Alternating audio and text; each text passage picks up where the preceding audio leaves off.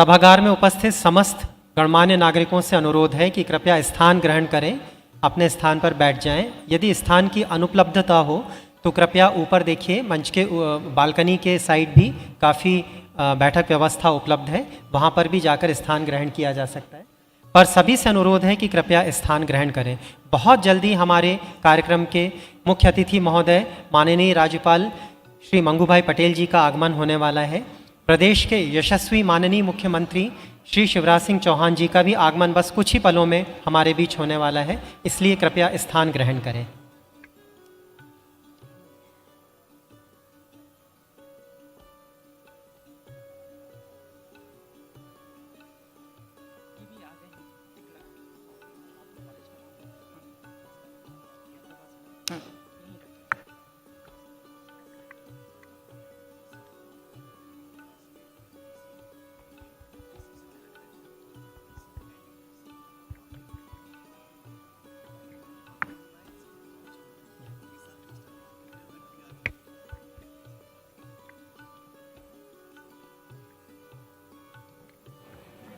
सभागार में उपस्थित सभी विद्वज्जनों से अनुरोध है कि ये जो सामने बैठक व्यवस्था में जो राउंड टेबल्स रखी गई हैं, इन पर माननीय कुलपति गणों के बैठने की बैठक व्यवस्था है।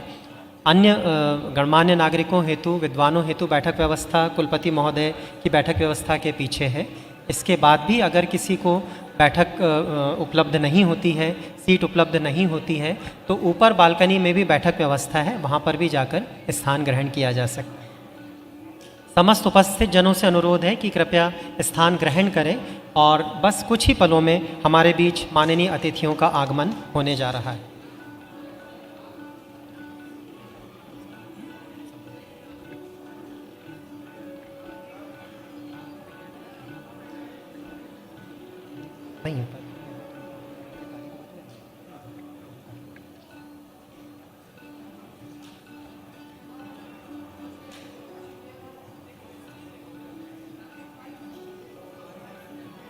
आज के कार्यक्रम के मुख्य अतिथि महोदय मध्य प्रदेश के माननीय राज्यपाल श्री मंगूभाई पटेल, प्रदेश के यशस्वी मुख्यमंत्री एवं आज के कार्यक्रम की अध्यक्षता कर रहे माननीय मुख्यमंत्री श्री शिवराज सिंह चौहान, प्रदेश के उच्च शिक्षा मंत्री डॉक्टर मोहन यादव का आगमन मंच पर हो चुका है। विभाग के प्रमुख सचिव श्री अनुपम राजन सर भी मंच पर उपस्थित हैं। हेलो, आप सभी से अनुरोध है कि करतल ध्वनि से हमारे माननीय अतिथि गणों का स्वागत करें। आज एक ऐतिहासिक अवसर है। माननीय गण नमस्कार। राष्ट्रीय शिक्षा नीति 2020 पर एक दिवसीय राष्ट्रीय कार्यशाला में आज मिंटो हॉल के इस ऐतिहासिक सभागार में इस समय पूरे प्रदेश के ऑनलाइन शिक्षा जगत और यहाँ पर उपस्थित आप सभी विद्वज्जनों का मैं डॉक्टर मनीषा शर्मा, उच्च शिक्षा विभाग मध्य प्रदेश शासन की ओर से हार्दिक स्वागत करती हूँ। आज के इस कार्यक्रम का शुभारंभ राष्ट्रगान से करने हेतु मैं सभागार में उपस्थित समस्त जनों को कृपया अपने स्थान पर खड़े होने का आग्रह करता हूं एवं साथ ही सरोजनी नायडू शासकीय कन्या स्नातकोत्तर महाविद्यालय के भोपाल के गायन समूह से अनुरोध करता हूं कि कृपया राष्ट्रगान प्रारंभ करें।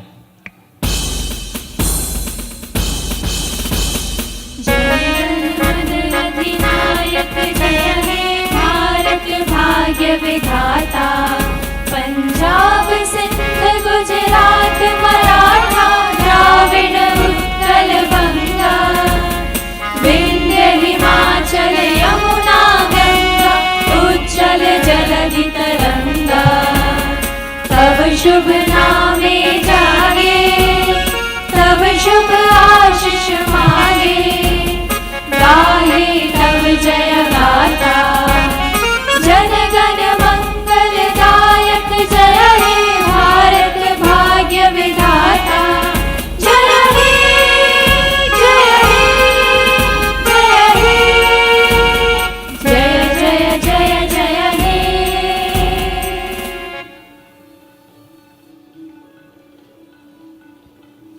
कृपया स्थान ग्रहण करें।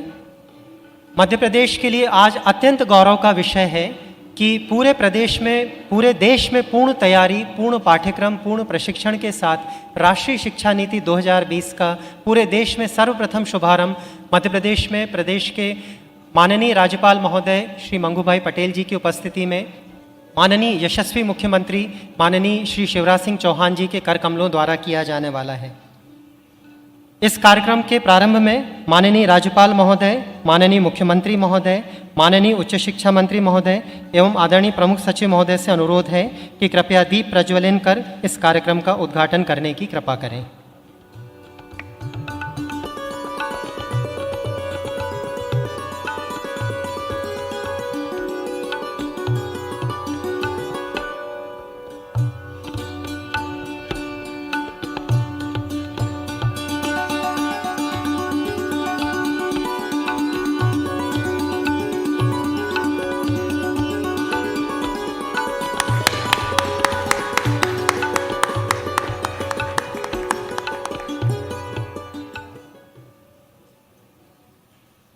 धन्यवाद सभी अतिथिगणों का।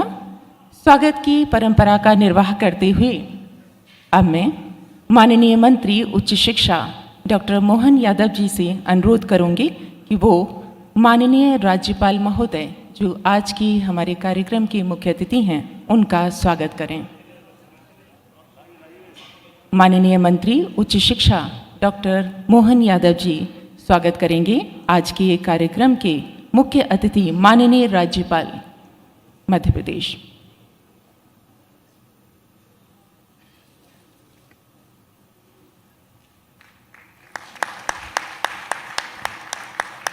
माननीय मंत्री उच्च शिक्षा श्री डॉक्टर मोहन यादव जी से अनुरोध है कि वो माननीय मुख्यमंत्री महोदय का स्वागत करें।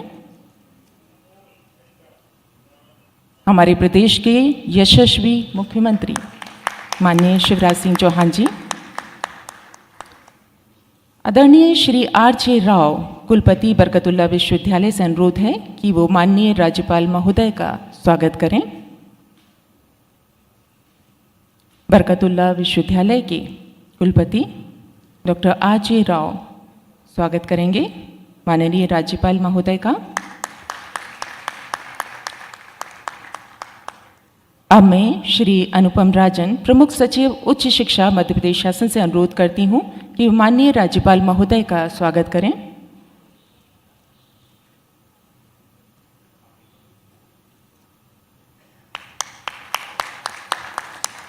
अब मैं अपर आयुक्त उच्च शिक्षा श्री चंद्रशेखर वालिम्बे जी से अनुरोध करती हूँ कि माननीय मंत्री उच्च शिक्षा डॉक्टर मोहन यादव जी का स्वागत करें।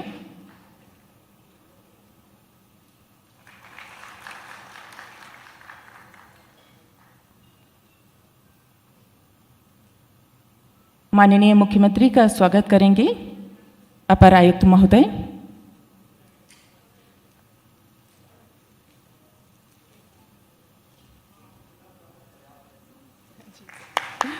Thank you sir. आज माननीय मुख्यमंत्री महोदय द्वारा मध्य प्रदेश में राष्ट्रीय शिक्षा नीति 2020 को लागू किए जाने की घोषणा औपचारिक रूप से की जाएगी, जो सही मायनों में 1 अगस्त 2021 से ऑनलाइन एडमिशन के साथ आरंभ हो चुकी है। और हमारा प्रदेश देश का प्रथम राज्य है जहां नई शिक्षा नीति 2020 के अनुसार कार्य आरंभ हो चुका है। माननीय राज्यपाल श्री मंगूभाई पटेल जी महोदय की इस कार्यक्रम में मुख्य अतिथि के रूप में गरिमामय उपस्थिति है। कार्यक्रम की अध्यक्षता हमारे माननीय मुख्यमंत्री जी कर रहे हैं और विशिष्ट आतिथ्य स्वीकार किया है हमारे माननीय मंत्री उच्च शिक्षा जी ने।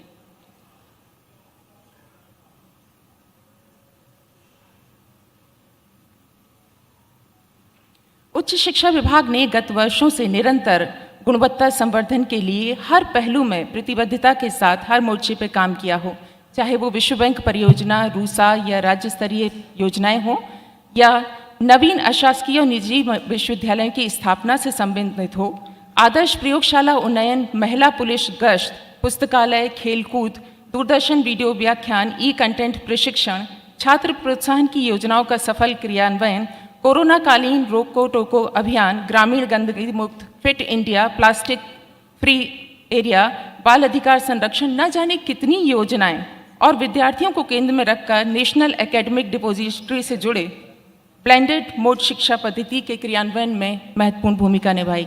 अब मैं प्रमुख सचिव उच्च शिक्षा श्री अनुपम राजन जी से अनुरोध करती हूं कि वो अपना स्वागत उद्बोधन दें और राष्ट्रीय शिक्षा नीति का संक्षिप्त परिचय प्रस्तुत करें।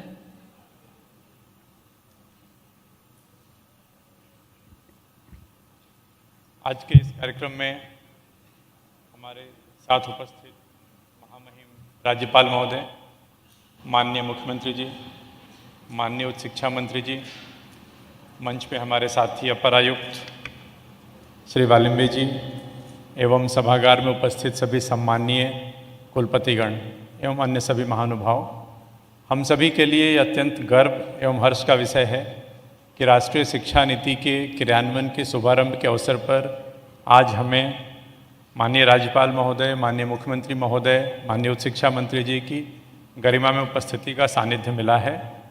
सर, हम लोगों ने जब से ये नीति की घोषणा हुई माननीय प्रधानमंत्री जी के द्वारा, केंद्र सरकार के द्वारा, माननीय मंत्री जी के नेतृत्व में टास्क फोर्स का गठन किया गया, उसकी निरंतर बैठकें हुई सर वेबिनार्स के माध्यम से, चूँकि उस समय कोरोना अपने चरम पे था। इसके बावजूद भी लगातार बैठकों का दौर, कुलपतियों से चर्चा, जो विषय विशेषज्ञ हैं उनसे चर्चा, और उसके बाद राष्ट्रीय शिक्षा नीति के जो महत्वपूर्ण बिंदु हैं, या मैं ये कहूँ कि टोटलिटी में उसको लागू करने का हम लोगों ने संकल्प लिया। और वर्तमान में ये एक तरह से जो अभी एडमिशन्स हो रहे हैं, जो सत्र आरंभ होने वाला है 1 सितंबर से, उसमें राष्ट्रीय शिक्षा नीति बिल्कुल अपने उसी रूप में लागू होगी मध्य प्रदेश में, जिसकी परिकल्पना माननीय प्रधानमंत्री जी के द्वारा की गई है। उच्च शिक्षा विभाग सर निरंतर इस बात के लिए प्रयासरत है कि उच्च शिक्षा की गुणवत्ता में लगातार वृद्धि हो, GR हमारे बढ़े। इसमें काफ़ी प्रयास हुआ है, काफ़ी काम हुआ है सर। राष्ट्रीय शिक्षा नीति के जो महत्वपूर्ण बिंदु हैं, चाहे वो 4 वर्षीय डिग्री कोर्स का आरंभ करना हो, उसके ऑर्डिनेंस बनाने की बात हो, या बहुसंकायी अध्यापन व्यवस्था की बात हो, या सर्टिफिकेट, डिप्लोमा और डिग्री कोर्सेज में उसको तोड़ने का विषय हो, सभी पे कार्रवाई पूरी हो गई है सर। सभी विषयों के पाठ्यक्रम नए सिरे से निर्मित हुए हैं। और उच्च शिक्षा विभाग की तरफ से मैं आश्वस्त करता हूँ सर कि माननीय मंत्री जी के नेतृत्व में और हमारे सभागार में जो हमारे सम्माननीय कुलपतिगण बैठे हैं, टास्क फोर्स के मेंबर्स बैठे हैं, जो निरंतर संवाद और निरंतर चर्चा चलती रहती है, हम लोग उच्च शिक्षा के क्षेत्र में गुणात्मक सुधार के लिए सतत प्रयत्नशील रहेंगे और हम लोग इसमें आगे भी बेहतर से बेहतर कार्य करने का प्रयास करेंगे। पुनः सर आपके प्रति मैं कृतज्ञता ज्ञापित करता हूँ। Thank you sir. Madhya Pradesh के यशस्वी जननायक माननीय मुख्यमंत्री श्री शिवराज सिंह चौहान की विजन में प्रदेश की माटी, किसान, उद्योग, तकनीकी से आर्थिक रूप से समृद्धमय 21वीं सदी का मध्य प्रदेश है, जिसकी नींव वैश्विक चुनौतियों के अनुरूप उच्च शिक्षा नीति 2020 का क्रियान्वयन पर रखी जा रही है। यह विजन उनके जन जन पाव पाव वाले भैया और दर्शन शास्त्र में गोल्ड मेडलिस्ट स्नातकोत्तर विराट व्यक्तित्व के अनुरूप है। सकारात्मक विचारों के साथ विद्यार्थियों प्रदेश के सुनहरे भविष्य के लिए राष्ट्रीय शिक्षा नीति 2020 की भावना के अनुरूप गुणवत्तापरक शिक्षा सुनिश्चित करने के लिए अब मैं आह्वान करती हूँ और आमंत्रित करती हूँ प्रदेश की नई शिक्षा नीति का औपचारिक शुभारंभ रिमोट कंट्रोल द्वारा करने के लिए माननीय मुख्यमंत्री मध्य प्रदेश श्री शिवराज सिंह चौहान जी को।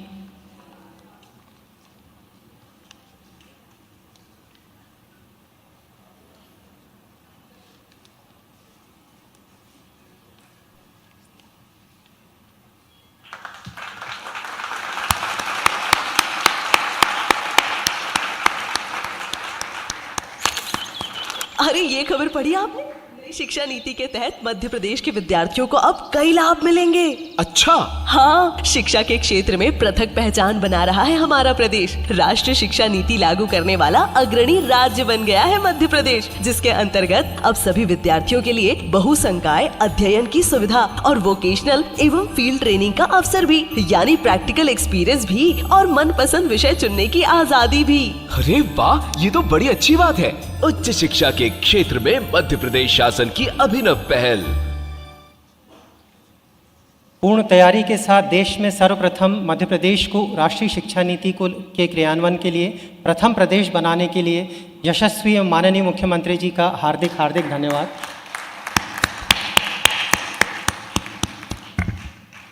आत्मनिर्भर भारत अभियान के अंतर्गत मध्य प्रदेश में भी आत्मनिर्भर मध्य प्रदेश कार्यक्रम का शंखनाद किया गया है। दक्षता, कौशल विकास, तकनीकी आत्मनिर्भरता एवं प्रदेश के सर्वांगीण विकास को दृष्टिगत रखते हुए इस महत्वाकांक्षी अभियान की नींव माननीय मुख्यमंत्री महोदय द्वारा रखी गई है।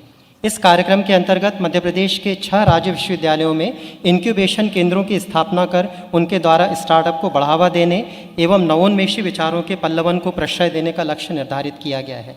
अत्यंत हर्ष का विषय है कि माननीय उच्च शिक्षा मंत्री महोदय द्वारा नियमित रूप से प्रदान किए जाने वाले दिशा निर्देशों तथा प्रेरणा से शासन द्वारा निर्धारित इस लक्ष्य की ओर कदम बढ़ाते हुए 5 विश्वविद्यालयों द्वारा इंक्यूबेशन केंद्रों की स्थापना करते हुए विभिन्न क्षेत्रों में स्टार्टअप्स का पल्लवन हेतु बीज राशि प्रदान करने का निर्णय लिया गया है।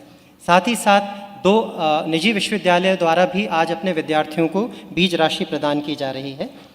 आज के इस विशिष्ट कार्यक्रम में इन विश्वविद्यालयों के माननीय कुलपतियों की उपस्थिति में माननीय राज्यपाल महोदय, माननीय मुख्यमंत्री महोदय एवं माननीय उच्च शिक्षा मंत्री महोदय द्वारा इन विद्यार्थियों को सीड मनी के चेक प्रदान किए जा रहे हैं। संबंधित कुलपति महोदय से अनुरोध है कि विश्वविद्यालय का नाम पुकारे जाने पर कृपया मंच पर आने का कष्ट करेंगे। देवी अहिल्या विश्वविद्यालय इंदौर द्वारा विश्वविद्यालय के BE तृतीय वर्ष के विद्यार्थी, मैं अनुरोध करूंगा माननीय राज्यपाल महोदय से कि कृपया विद्यार्थी को चेक प्रदान करेंगे। कुलपति महोदया से अनुरोध है कि कृपया मंच पर उपस्थित हों। BE तृतीय वर्ष के विद्यार्थी श्री गौरव थदानी को मिनिमल होलिक क्रिएटिव कंपनी नामक स्टार्टअप, जो कि उभरते हुए उद्यमियों को अपने उत्पाद की ऑनलाइन ब्रांडिंग तथा विज्ञापन हेतु महत्वपूर्ण डिजिटल सहायता प्रदान कर सकता है, की स्थापना हेतु 1 लाख रुपए की धनादेश प्रदान किया जा रहा है।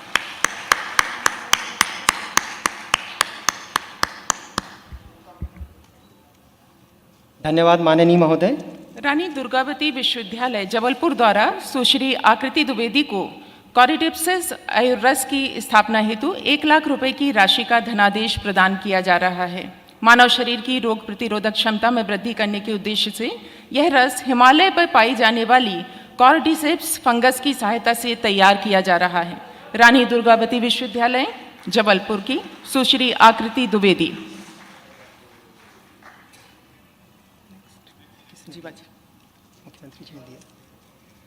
जीवाजी विश्वविद्यालय ग्वालियर द्वारा कुमारी ललिता कुशवाहा को जीवाजी पॉली हर्बल जेल, जो कि डायबिटिक से ग्रसित लोगों के घाव के भरने में सहायता कर सकता है, के उत्पादन हेतु स्टार्टअप की स्थापना हेतु धनादेश प्रदान किया जा रहा है। माननीय राज्यपाल महोदय से अनुरोध है कि कृपया धनादेश प्रदान कर कृतार्थ करें। विक्रम विश्वविद्यालय उज्जैन द्वारा MCA द्वितीय वर्ष के विद्यार्थी श्री मंगेश सोलंकी को होम सर्व मानक स्टार्टअप की स्थापना हेतु 1 लाख रुपए की राशि का धनादेश प्रदान किया जा रहा है।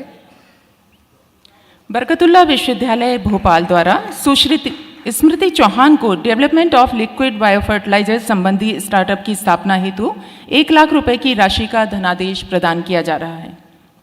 बरकतुल्ला विश्वविद्यालय भोपाल द्वारा सुश्री स्मृति चौहान।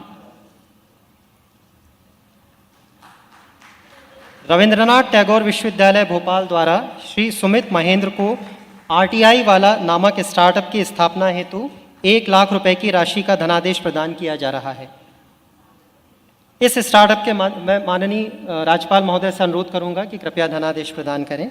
इस स्टार्टअप के माध्यम से विश्लेषण युक्त एवं शोधपरक जानकारियों के साथ सस्ते एवं समयबद्ध विधिक समाधान प्रदान कर आम जनमानस को सशक्त करने का कार्य किया जा रहा है।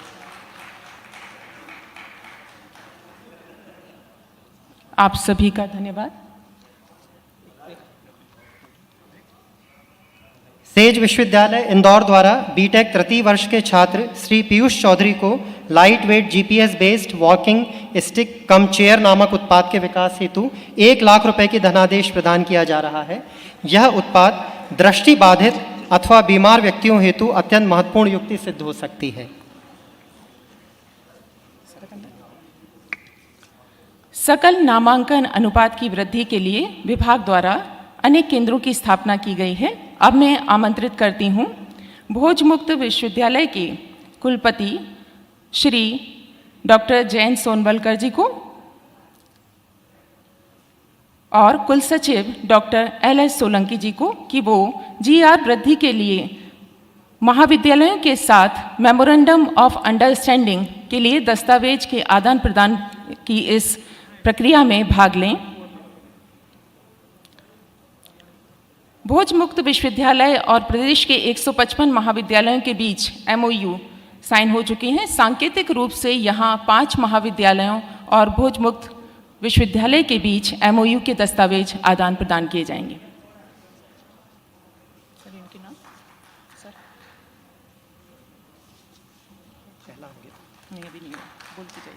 शासकीय महाविद्यालय शाहगढ़, जिला प्रभारी डॉक्टर रोशनलाल अहिरवार।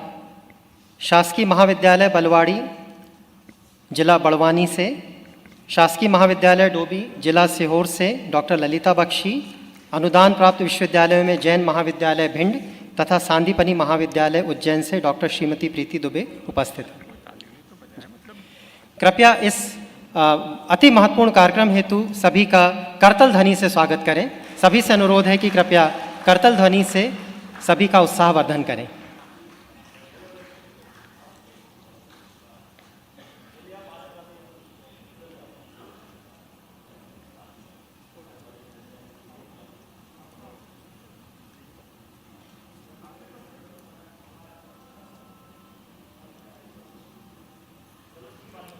एक बार पुनः अनुरोध है कि करतल ध्वनि से इस अति महत्वपूर्ण कार्यक्रम हेतु सभी का उत्साहवर्धन करेंगे।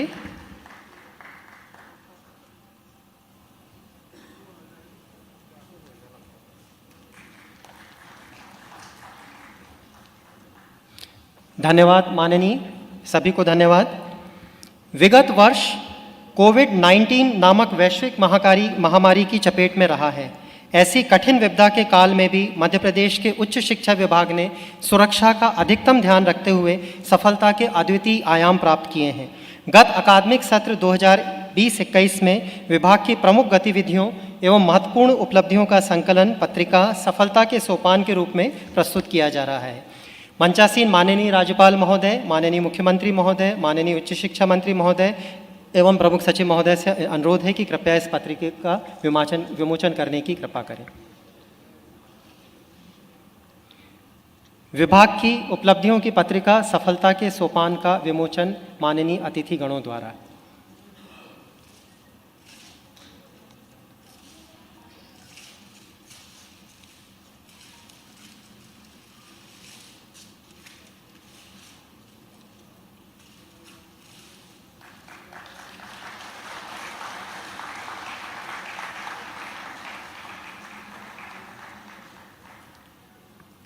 मंचासीन उपस्थित समस्त माननीय का हार्दिक हार्दिक धन्यवाद। अब अवसर है हमारे बीच उपस्थित माननीय अतिथियों के प्रेरक उद्बोधन एवं आशीर्वचनों को ग्रहण करने का। सभागार सौभाग्यशाली है कि आज हमारे बीच मध्य प्रदेश के माननीय उच्च शिक्षा मंत्री महोदय डॉक्टर मोहन यादव जी विशिष्ट अतिथि के रूप में उपस्थित हैं। राष्ट्रीय शिक्षा नीति 2020 को लागू किए जाने संबंधी दिशा निर्देश एवं प्रेरणा माननीय मंत्री महोदय द्वारा लंबे समय से निरंतर प्रदान किया जाता रहा है। इस कार्य की देखरेख हेतु टास्क फोर्स के निर्माण से लेकर आज तक इस नीति के प्रदेश में शुभारंभ के अद्भुत अवसर पर माननीय मंत्री जी द्वारा सूक्ष्मता से प्रत्येक कार्य का संज्ञान लिया गया है। मैं अत्यंत आदरपूर्वक माननीय उच्च शिक्षा मंत्री महोदय डॉक्टर मोहन यादव जी को उनके उद्बोधन हेतु आमंत्रित करता हूँ। माननीय मंत्री महोदय।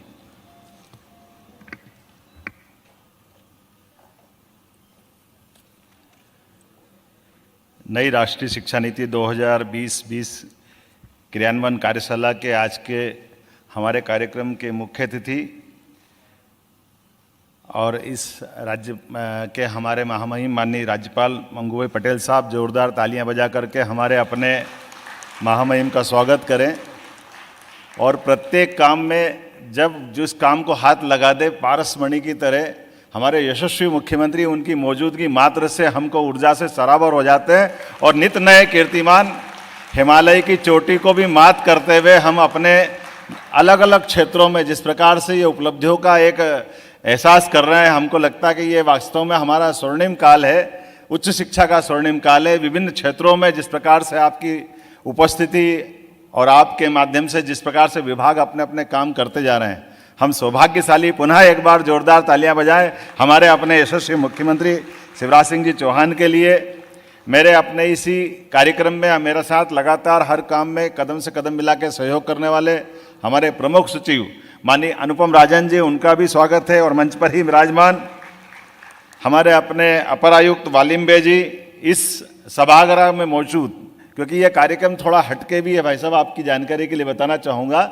हमारी नई शिक्षा नीति के परिप्रेक्ष्य में जब हम आगे बढ़ने जा रहे हैं और यशस्वी प्रधानमंत्री ने जो उसकी कामना की है, कल्पना की है और जो हमको दस्तावेज सौंपा है, मुझे इस बात का गर्व है कि इसी सभागृह में मौजूद वो टास्क फोर्स के सम्मानित सदस्यगण भी मौजूद हैं जिन्होंने उस चुनौती का न केवल सामना किया है बल्कि उस पूरी कल्पना को आकार साकार दे करके हमारे उपलब्ध संसाधनों में और बेहतर से बेहतर बना करके इसी सत्र में लागू करने के लिए वो सब कुछ उपलब्ध कराया अपने बलबूते पर। मैं उन समस्त टास्क फोर्स के सदस्यों का, माननीय समस्त कुलपति गणों का, आपका भी वंदन करता हूँ, अभिनंदन करता हूँ, क्योंकि आज की कार्यशाला में आप ही के माध्यम से हम अपनी इस उच्च शिक्षा की एक नई इबारत गढ़ने जा रहे हैं। मैं इस बात के लिए भी प्रसन्न हूँ क्योंकि ये हमारे लिए सौभाग्य की बात है। जब हम नई शिक्षा नीति की बात करते थे तो नई शिक्षा नीति के लिए अलग अलग प्रकार की बहुत सारी चर्चाएं हुई, बहुत सारे प्रकार से विषय आए। उन विषयों के संकलन करते करते हमको लगा कि ये अलग थोड़ा कठिन मामला हो सकता है, क्योंकि काल के प्रवाह में 2-3 बार ऐसा हुआ कि जब नई शिक्षा नीति की बात तो हुई, लेकिन नई शिक्षा नीति लाने में हमको पहली बार 1968 के आसपास में, 86 के आसपास में बात आई, फिर 68 के बाद पहले 68 में, फिर 86 में। लेकिन नई शिक्षा नीति को लेकर के उसमें कुछ अंदर का कलेवर हमको लगा कि वो सब पुराना ही था। लेकिन ये पहली बार ऐसा हो रहा है कि नई शिक्षा नीति में जो कल्पना की गई कि हमारे यहाँ शिक्षित बेरोजगारों की भीड़ खड़ी करना यह उद्देश्य नहीं होना चाहिए। नई शिक्षा नीति का अर्थ ही है कि शिक्षा से रोजगार भी जुड़े, स्वाभिमान भी जुड़े, संस्कार भी जुड़े और गुणात्मकता भी जुड़े। और मुझे इस बात की प्रसन्नता है कि नई शिक्षा नीति में वो सब भी है जिसके बारे में कल्पना की गई थी और जो कामना की गई थी। हमारा अपना जो नई शिक्षा नीति का वर्तमान का ये जो दस्तावेज है, इसके अंदर की विशेषताओं की बात करें तो अब हमारे पास प्रत्येक वर्ष कीमती है। ऐसा हो नहीं सकता कि फर्स्ट ईयर में प्रवेश करने के बाद अगर आप पास हो जाओ और छोड़ दो तो फिर आपको डिग्री नहीं मिलेगी। फर्स्ट ईयर में पास होने के बाद भी आपको सर्टिफिकेट के माध्यम से आपके प्रत्येक दिन का हिसाब देते हुए आपका उस समय किया गया योगदान वो भी याद रखा जाएगा। अगर द्वितीय वर्ष में आप पढ़ के छोड़ देते हो तो आपको डिप्लोमा दिया जाएगा। उसी प्रकार से 3 वर्ष में आप छोड़ दोगे तो डिग्री मिलेगी, और चौथे वर्ष में सच्चे अर्थों में जो हम स्नातक स्तर की बात करते हैं तो जो रिसर्च की जो शुरुआत होना चाहिए, खास करके वर्तमान के समय में इसकी अत्यंत आवश्यकता भी थी। और मुझे खुशी भी इस बात की कि विभाग ने आपके माध्यम से जो 1-1 लाख के जो पुरस्कार दिए हैं, ये हमारे उन्हीं विद्यार्थियों को अपने अपनी खोज के माध्यम से दिए गए हैं जिन्होंने अपनी पढ़ाई करते करते अलग अलग इंक्यूबेशन सेंटर में अपनी रिसर्च से हमको गौरवान्वित किया है और उपलब्धि के साथ हमको गर्व भी दिया है। जोरदार हम उन सबका अभिनंदन भी करते हैं जिनने विद्यार्थी काल के साथ ही हमारे नए नए क्षेत्रों में एक तरह से वो एक नया कीर्तिमान भी बनाते जा रहे हैं। क्योंकि ये हमारा अपना जो वर्तमान का शिक्षा नीति वाला जो सिस्टम है, इसमें चॉइस बेस्ड क्रेडिट सिस्टम, विद्यार्थी केंद्रित अकादमिक लचीलापन भी है, बहुविषयक अर्थात बीएससी, बीकॉम, बीए करते करते भी अगर मेरी बीएससी करते करते इच्छा है कि मैं कला का कोई विषय ले लूं, अगर मेरी इच्छा है कि मैं कॉमर्स पढ़ना जाऊं, या मैं अलग से कोई, तो मिश्रित संकाय की शुरुआत भी होगी। अर्थात जो बना बनाया ढांचा है उस ढांचे से आगे बढ़ने की गुंजाइश भी इसी में है। और एक और बात, खास बात इस बात के लिए भी है कि जब हम उच्च शिक्षा की बात करते हैं, मैं सुभद्रा कुमारी चौहान जी को याद करना चाहूँगा जिन्होंने हमको वो गर्व का मौका दिया कि हमको मालूम खूब लड़ी मर्दानी वो तो झांसी वाली रानी।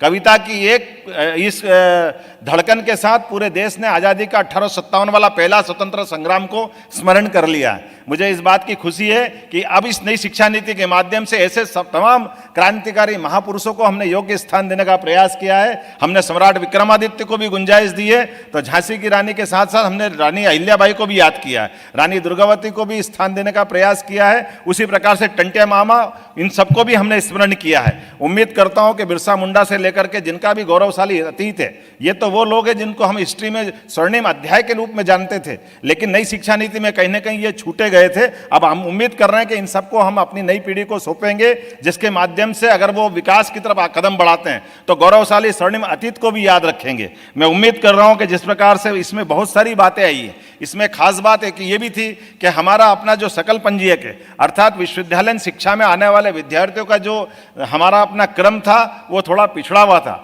मुझे इस बात को भी कहते हुए गर्व है कि आपके ही माननीय यशस्वी मुख्यमंत्री, जैसे इसलिए मैंने कहा पारसमणि है, क्योंकि पुराने समय की बात याद करें तो हम जरा पीछे थे, लेकिन जैसे आपकी सरकार आई और नया मंत्रिमंडल का गठन हुआ है तो हम उसमें 4 छलांग आगे लगाते हुए, कहाँ हम 21.2 पे टिके थे, हम इसी सत्र में लगभग 24.7 पे पहुंच गए। ये हमारे गौरव की बात है, गर्व की बात है। और आपके ही नेतृत्व में हम दोबारा संकल्प कर रहे हैं कि अब हमारा सकल पंजीयक निश्चित रूप से राष्ट्रीय औसत से भी आगे निकल कर जाएगा। लेकिन हम इसमें भी संतोष करने वाले नहीं हैं। हमने कहा कि हम शिक्षा में गुणात्मक सुधार की अगर बात कर रहे हैं तो शिक्षा के गुणात्मक सुधार में जो आवश्यकता है उसकी उस तरफ भी दृष्टि दौड़ाने की जरूरत है। और मुझे खुशी इस बात की भी है कि जो हमने कहा कि बहुसंकाय की बात करेंगे, तो आज इस शिक्षा नीति के चालू होते होते आज शुभारंभ के साथ ही अब हमारा नए एकेडमिक सत्र में ही हम अपने विक्रम विश्वविद्यालय के माध्यम से इसी साल से कृषि संकाय को प्रारंभ करने की यहाँ से शुरुआत करने जा रहे हैं आपके माध्यम से। क्योंकि अब हमारे अपने यहाँ जब 25% से ज्यादा कृषि विकास दर हुई,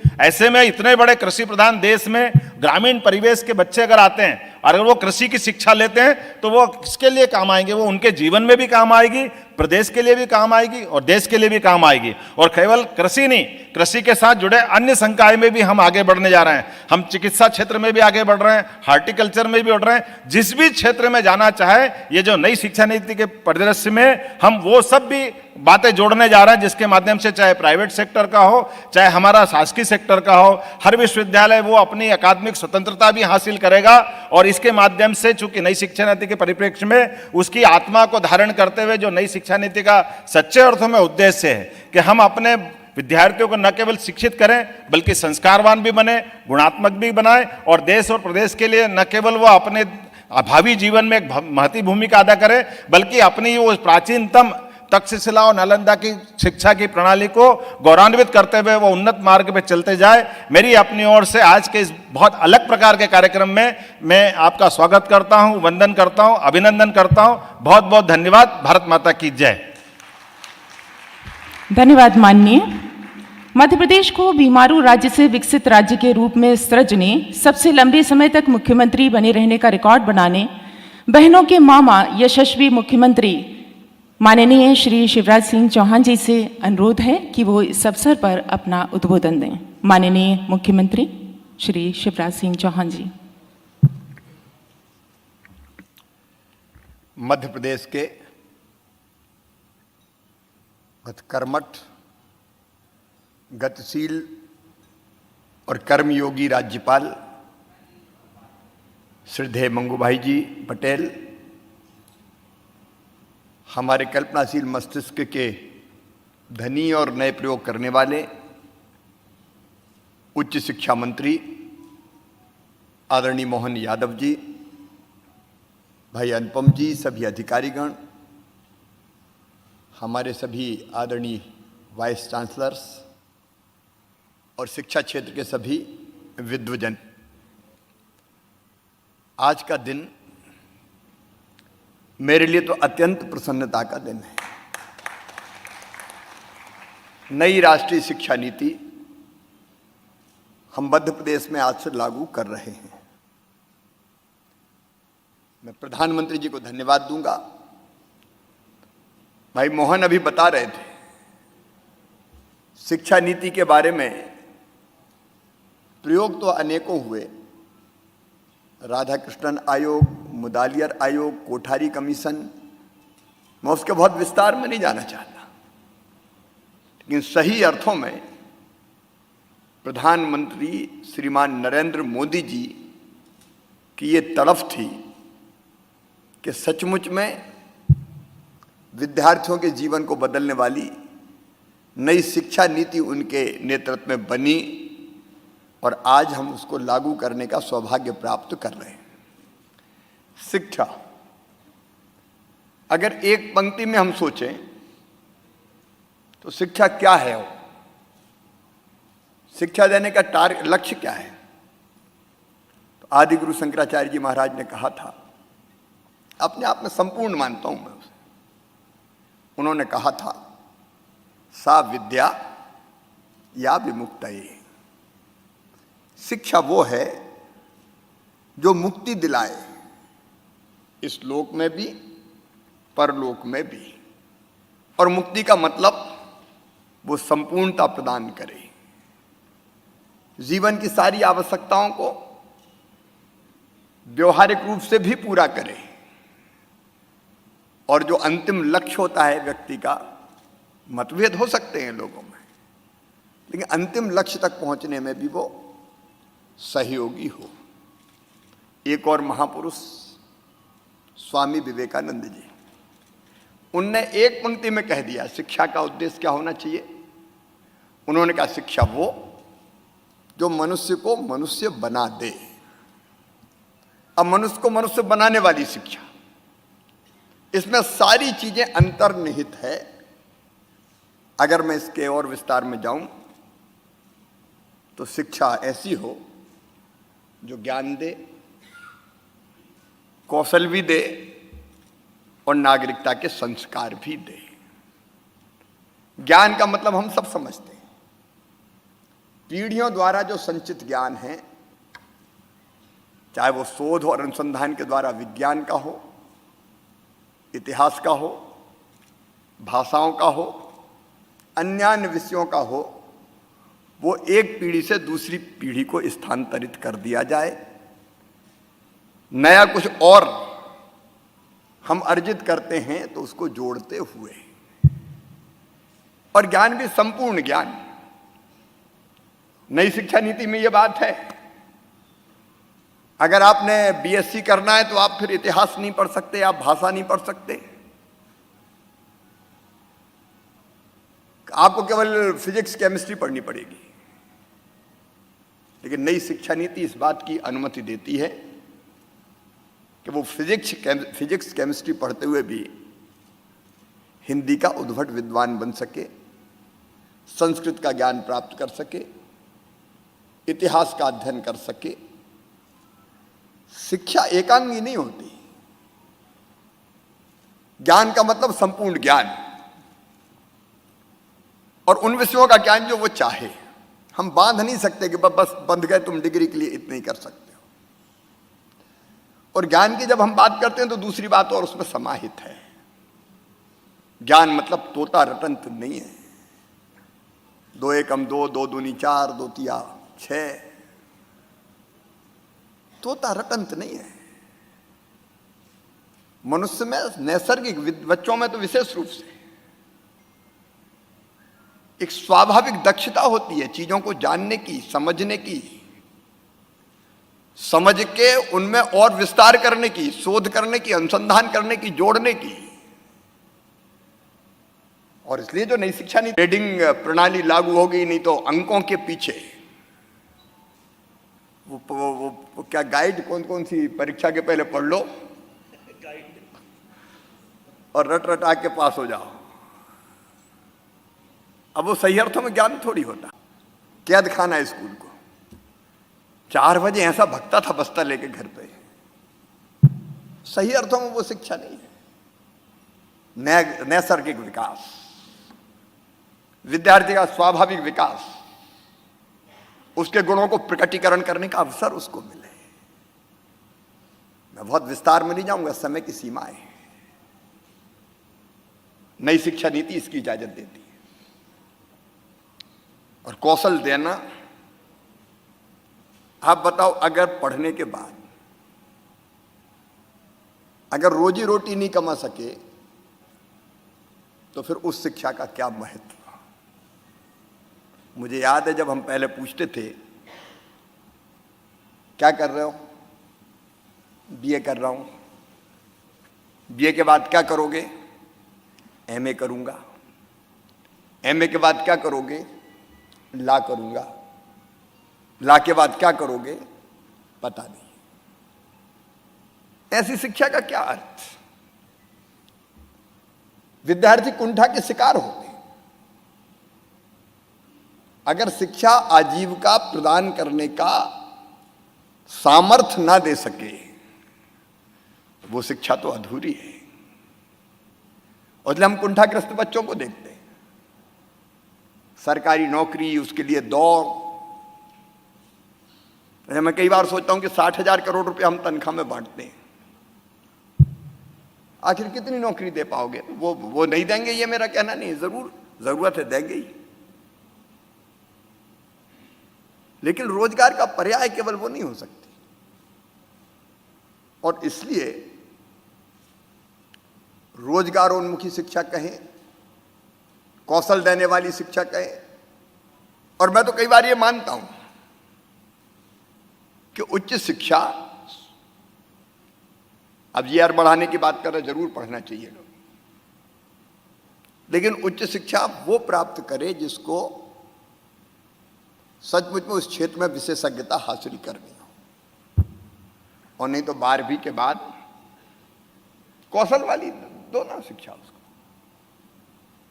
उसको इतना कुशल। देखो हम दो तरह के अजीब विरोधाभास देखते हैं।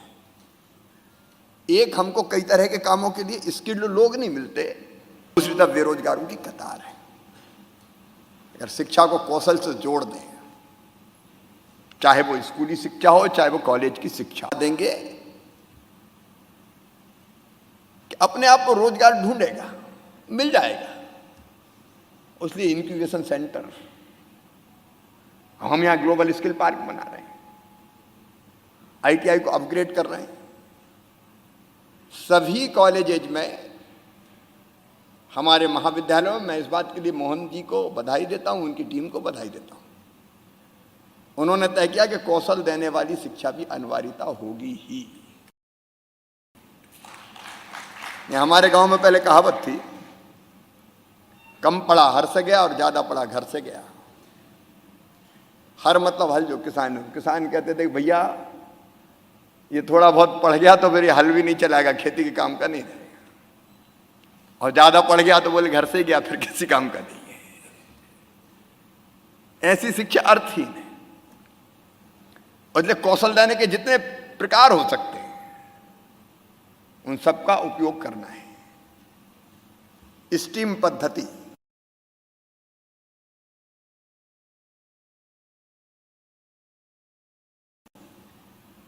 साइंस, टेक्नोलॉजी, इंजीनियरिंग और आर्ट्स में ए समय एग्रीकल्चर, कृषि की, हार्टिकल्चर की, फूड प्रोसेसिंग की शिक्षा क्यों ना? अनेकों विषय हो सकते हैं रोजगार देने वाले, और इसलिए यह कौशल देने का काम देश में, प्रदेश में, दुनिया में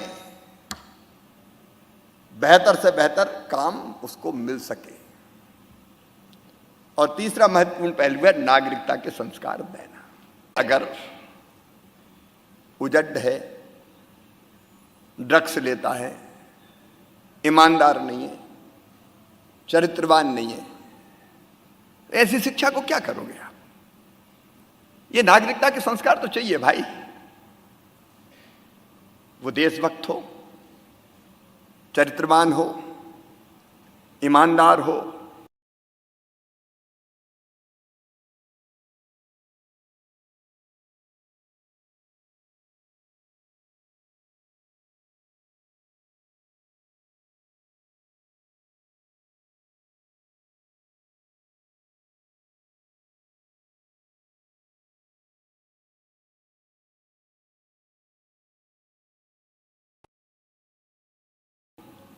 कर्मठ हो, परिश्रमी हो,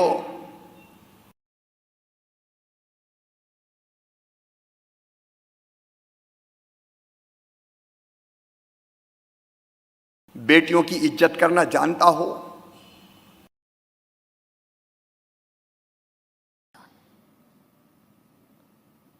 और इसलिए ये बिल्कुल ठीक सोचा है। बचपन में जब हम पढ़ते थे तो नैतिकता का एक पाठ होता था, 4 पीरियड में 5 पर जोड़ो ना नागरिकता के संस्कार देने वाला, क्या दिक्कत है? अलग अलग सप्ताह अलग अलग चीजें पढ़ाई जा सकती। महापुरुषों की जीवनी प्रेरित करती है। बच्चे बहुत भावुक भी होते हैं। माटी के लौंदे जैसा चाहो वैसा गढ़ दो, दिशा दे दी तो उद्भट विद्वान बनेंगे, देश और प्रदेश के लिए बहुत उपयोगी होंगे, दुनिया की समृद्धि और विकास में योगदान देंगे। और दिशा अगर गलत पकड़ ली तो समाज के लिए विनाशकारी साबित हो जाएगी। इसलिए जरूरी है कि हम नागरिकता के संस्कारों से बच्चों को भरें। यह ड्यूटी है, जिम्मेदारी है हमारी। कोई बच्चा बिगड़ा तो केवल उसका दोष नहीं है, दोष समाज का है, शिक्षा देने वालों का है, याद रखना। और इसलिए उस दिशा में जितने प्रयास, आपने महापुरुषों का बिल्कुल ठीक सोचा है। देखो बच्चे भावुक होते हैं, अब जब शहीदों के बलिदान की गाथा पढ़ते हैं तो उनके मन में देशभक्ति का जज्बा जागता है। मैं तो कहता हूं एनएसएस की शिक्षा, एनएसएस के माध्यम से ज्यादा विद्यार्थी कैसे उसको ज्वाइन करें, वो अपना कर्तव्य समझे अधिकारों के साथ साथ, उसकी चिंता होनी चाहिए जो इस शिक्षा नीति में की जा रही है। अब शिक्षकों के लिए प्रधानमंत्री जी कहते थे 5C का मंत्र उन्होंने दिया था, critical thinking, creativity, collaboration, curiosity और कम्युनिकेशन। अब ये इसके लिए प्रोफेसर्स लेक्चरर्स की ट्रेनिंग मैं अत्यंत महत्वपूर्ण मानता हूं। सारे वाइस चांसलर्स मित्र यहां बैठे हुए हैं, मैं उनसे अनुरोध करना चाहता हूं, उनका काम केवल यूनिवर्सिटी चलाना नहीं है, उनका काम केवल किसी कॉलेज को संबद्धता देना नहीं है, उनका काम शिक्षा के उद्देश्यों को पूर्ति करने वाली शिक्षा महाविद्यालय में मिल रही है कि नहीं मिल रही है देखना भी है। आप विश्वविद्यालय के कैदी मत बनो, आप क्यों दौरे नहीं कर सकते, आप महाविद्यालयों में क्यों नहीं जा सकते, आप वहां की शिक्षा व्यवस्था को दिशा क्यों नहीं दे सकते। और इसलिए मैं मानता हूं बहुत क्रिएटिव भूमिका का निर्वाह आपको करना है संबद्ध महाविद्यालयों से। क्यों आप वर्चुअली नहीं जुड़ सकते, क्यों आप उसकी मॉनिटरिंग नहीं कर सकते। ये हमारे वाइस चांसलर्स को करना ही चाहिए, तभी हम शिक्षा के उद्देश्यों को पूरा कर पाएंगे। और इसलिए मेरी प्रार्थना है कि उस हिसाब से आपके प्रवास, आपके दौरे, आपका वर्चुअली जुड़ना, दिशा देना, मूल्यांकन करना, मार्गदर्शन देना, ये सदैव होना चाहिए। हमारा सौभाग्य है कि बहुत कर्मठ गवर्नर हमको मिले। मैं उनकी सक्रियता देखता हूं तो मन आनंद से और गर्व से भर जाता है। वो शिक्षा क्षेत्र को दिशा देने का निरंतर प्रयास करेंगे और उनके प्रयासों से निश्चित तौर पर मध्य प्रदेश को बहुत लाभ होगा।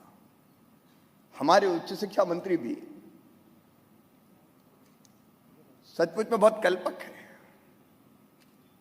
और पिछले दिनों से मैं देख रहा हूं, मुझे आनंद है कि वो पूरा प्रयास कर रहे हैं उच्च शिक्षा की गुणवत्ता में सुधार के।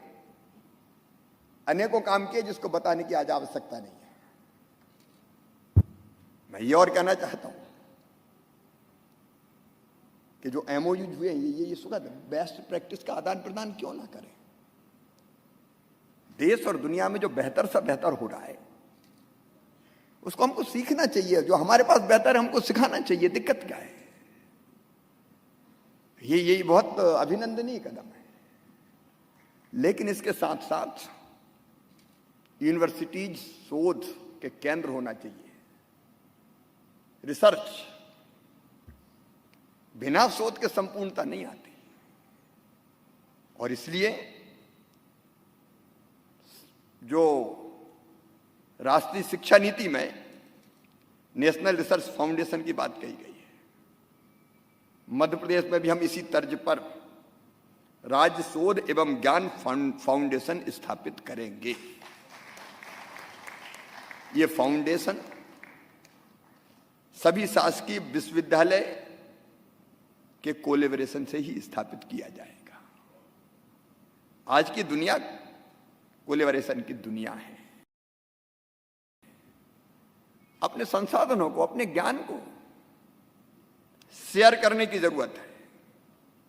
मैं विश्वविद्यालय से यह भी आग्रह करूंगा कि उद्योगों के साथ भी मिलकर काम करो, कृषि के साथ, उद्योगों के साथ।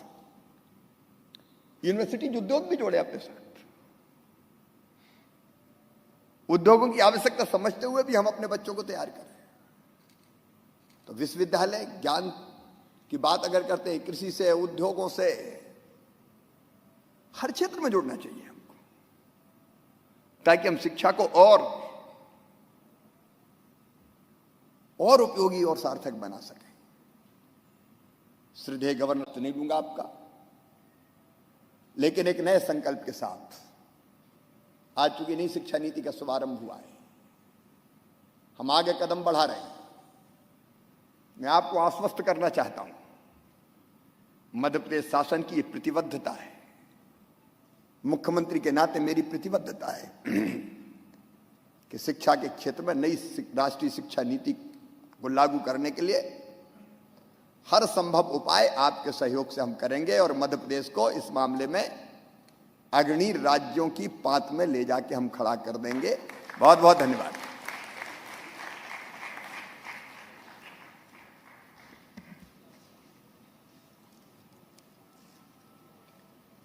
बहुत बहुत धन्यवाद माननीय मुख्यमंत्री महोदय। माननीय मुख्यमंत्री महोदय द्वारा कौशल प्रदान करने वाली और नागरिकता के संस्कार प्रदान करने वाली शिक्षा की महत्ता को प्रतिपादित किया गया और माननीय द्वारा अपने अभिभाषण में एक बहुत ही सारगर्भित संदेश हम सभी को दिया गया है कि प्रदेश में उच्च शिक्षा कैसी होनी चाहिए और कैसी होगी। एक बार मैं पुनः आमंत्रित जनों से अनुरोध करूंगा कि कृपया जोरदार करतल ध्वनि से माननीय मुख्यमंत्री का स्वागत करें। मध्य प्रदेश राज्य के संवैधानिक प्रमुख के पद को सुशोभित करने वाले मूर्धन्य विद्वान माननीय राज्यपाल श्री मंगूभाई पटेल जी का मैं मध्य प्रदेश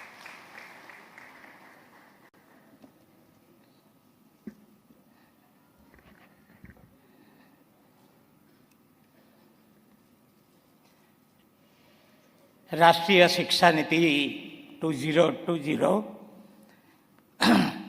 शुभारंभ प्रसंग में ये कार्यशाला में उपस्थित प्रदेश के मुख्यमंत्री जो मध्य प्रदेश की प्रजा के लिए बहुत भागदौड़ कर रहे हैं, मैं बहुत आगे से मैं उनको जानता हूं और आज शिक्षा मंत्री ने एक विशेषण नया नाम दिया है पारसमणि। पारसमणि मुख्यमंत्री श्री ऐसे शिवराज सिंह चौहान जी, उच्च शिक्षा मंत्री मोहन यादव जी, मंचासीन उपस्थित महानुभाव, विश्वविद्यालय के उपस्थित सभी कुलपतिगण, शिक्षा जगत से जुड़े हुए सभी प्रोफेसरगण, media, electronic media, print media के बंधु भगिनी, आज पहले तो मैं एक कार्यशाला का जो आज आयोजन किया है उनके लिए माननीय मुख्यमंत्री और उच्च शिक्षा मंत्री और ये विभाग को बहुत बहुत बधाई देता हूं कि कार्यशाला में नई जो शिक्षा नीति आई है उस पर गोष्ठी होने वाली है। 3 सत्र में ये कार्यशाला चलेगी, उसके लिए मैं भी गोष्ठी में जो भाग लेंगे मुक्त गोष्ठी हो और प्राइम मिनिस्टर ने या केंद्र सरकार ने जो नई शिक्षा नीति अपने को दी है उसका अच्छी तरह पालन हो। आप सभी इस शिक्षा जगत के लोग हैं। देश की विशेषता रही है कि अंग्रेजों के पहले भी यहाँ तक्षशिला और नालंदा जैसी विद्यापीठें ये देश में थी। अभी जो जा रहे हैं इंग्लैंड, अमेरिका, न्यूजीलैंड, पहले के जमाने में तक्षशिला, नालंदा जैसी विद्यापीठ में बाहर से यहाँ लोग पढ़ने आते थे। ऐसी अपनी मातृभूमि है और ऐसे देश ने जब ये आपको अपने नई शिक्षा नीति दी है तो उसका कैसे अच्छी तरह पालन हो। और मध्य प्रदेश सरकार आज जो शुभारंभ कर रही है तो ऐसे समय पे मैं समझता हूं कि मध्य प्रदेश की लोगों के लिए बहुत तरक्की का एक साधन बनेगा, ऐसा मेरे को लगता है।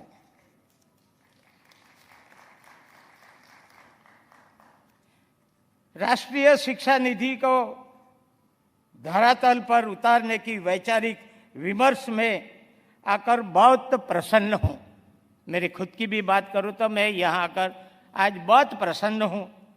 मुझे बताया गया कि कार्यशाला में नीति के विभिन्न आयामों, उसकी संरचना, स्वरूप और क्रेडिट हस्तांतरण तथा प्रबंधन व्यवस्था को लागू करने की रीति नीति बनाई जाएगी। ये सराहनीय प्रयास है। ऐसा कहा भी गया है कि अच्छी शुरुआत तो आधा काम पूरा कर देती है। आधा काम अपने आप पूरा हो गया ऐसा समझो। आज कार्यशाला जो आयोजन किया गया है उसे ऐसा माना जाता है। मुझे विश्वास है कि कार्यशाला में नीति के लक्ष्यों को लागू करने की सफल रणनीति बनेगी। हम सभी जानते हैं कि शायद दुनिया के सबसे बड़े वैचारिक चिंतन के बाद राष्ट्रीय शिक्षा नीति 2020 का निर्माण हुआ है। नीति ने शिक्षा की पहुंच बढ़ाकर शैक्षणिक समानता और गुणवत्ता को बढ़ाने का अवसर हमें प्रदान किया है। शिक्षा को जीवन में उपयोगी और उत्तरदायित्वपूर्ण बनाकर हम देश का भविष्य बदल सकते हैं। नीति ने देश को ज्ञान आधारित सुपर पावर बनाने का ये अवसर अपने को दिया है। जरूरत ही कि हमारे छात्र जरूरी कौशल ज्ञान से लैस हो। शैक्षणिक वातावरण छात्रों में रचनात्मक सोच, तार्किक निर्णय और नवाचार की भावना को प्रोत्साहित करने वाला है। शिक्षा में भाषाई विद्वताएं नहीं रहे। दिव्यांग छात्रों के लिए भी शिक्षा सुगम हो। यह कार्य तकनीक के प्रयोग को बढ़ावा देकर किए जा सकते हैं। मैं चाहूँगा कि प्रदेश की शिक्षा संस्थान छात्र छात्राओं को जीवन की अनंत ऊंचाइयों को छूने के लिए उड़ान भरने का लॉन्चपैड बने, जहां से उन्हें जीवन के सभी दिशाओं में ऊंचाइयों को छूने का ज्ञान शक्ति प्राप्त हो। विश्वविद्यालय को नॉलेज जनरेशन और ट्रांसमिशन के अग्रणी केंद्र बनाना होगा। बहुविषयक शोध, शिक्षा और लर्निंग मॉडल पर फोकस करना होगा। छात्र छात्राओं को उनकी पसंद जरूरत की शिक्षा के अवसर देने के लिए विश्वविद्यालय एक्टिव नॉलेज के बेस आधारित ऑनलाइन पाठ्यक्रमों और क्रेडिट की व्यवस्था करे। अकादमिक बैंक ऑफ क्रेडिट का संचालन ऐसा हो कि छात्र छात्राएं अकादमिक क्रेडिट को डिजिटल के अपने खाते में जमा कर डिग्री अथवा कोर्स को पूरा करे। शिक्षा को विस्तारित करने के लिए महिलाओं, वंचित वर्गों में उच्च शिक्षा के प्रसार के लिए ऑनलाइन पढ़ाई के अवसरों को विस्तारित किया जाए। पाठ्यक्रमों और विषयों को ऑनलाइन ऑफलाइन दोनों तरीकों से शिक्षण के लिए चिन्हित किया जाए। अंतर विषयक और बहुविषयक शिक्षा प्रणाली की सफलता के लिए जरूरी है कि शिक्षा के प्रत्येक चरण में certificate, advance certificate, diploma, degree और पोस्ट ग्रेजुएट डिग्री प्रदान करने की व्यवस्था हो।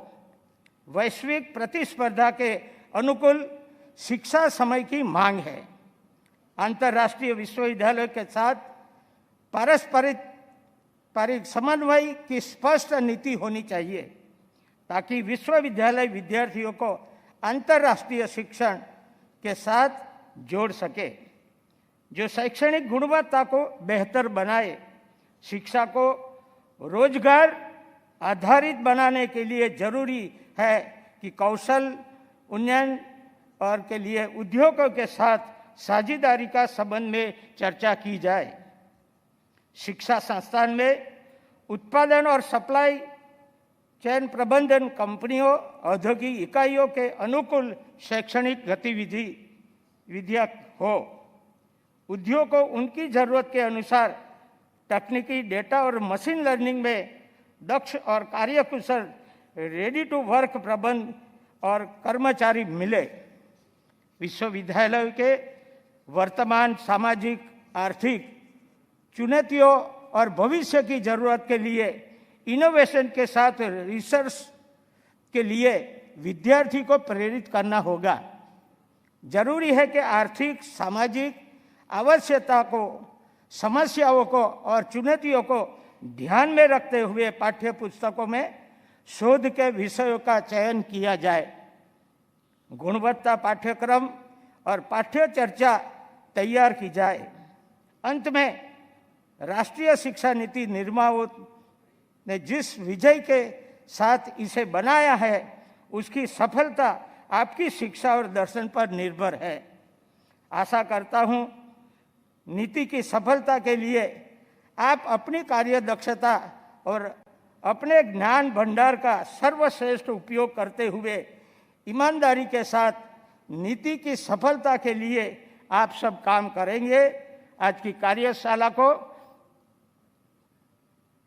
वापिस मैं बहुत बहुत शुभकामना देते हुए मैं मेरा मंतव्य पूरा करता हूं। आभार। भारत माता की जय। प्रदेश की एनईपी 2020 के लिए अनेक शुभाशीष समय उद्बोधन के लिए माननीय राज्यपाल महोदय का धन्यवाद। आभार व्यक्त करने के लिए मैं आमंत्रित करती हूं अपर आयुक्त श्री चंद्रशेखर वालिम्बे जी को। राष्ट्रीय शिक्षा नीति 2020 के शुभारंभ कार्यक्रम में हमारे मुख्य अतिथि के रूप में उपस्थित माननीय राज्यपाल महोदय का मैं हृदय से आभार व्यक्त करता हूं, जिन्होंने कार्यक्रम में अपनी उपस्थिति से कार्यक्रम को गरिमा प्रदान की और उत्साहवर्धन किया। हम अभिभूत हैं हमारे बीच माननीय मुख्यमंत्री महोदय को पाकर। मैं उनके प्रति भी हार्दिक आभार व्यक्त करता हूं, जो उन्होंने कार्यक्रम को गौरवान्वित किया और हमेशा की तरह हम लोगों का उत्साहवर्धन किया।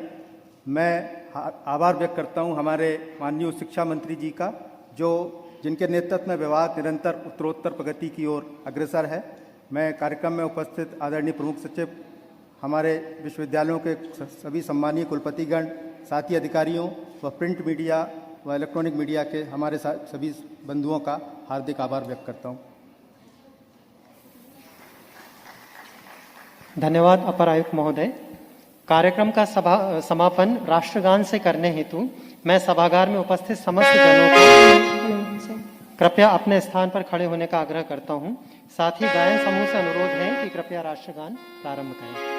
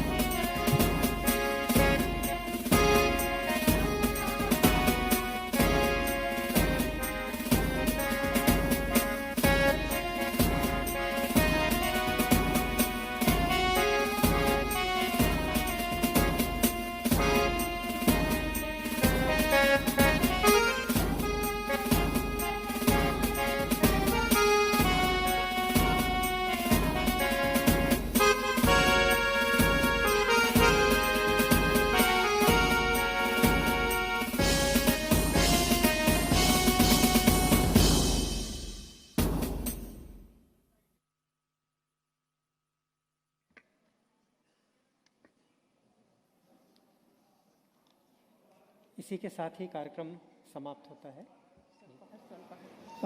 समस्त अतिथियों से अनुरोध है कि कृपया स्वल्पाहार के लिए हमारे साथ रहें।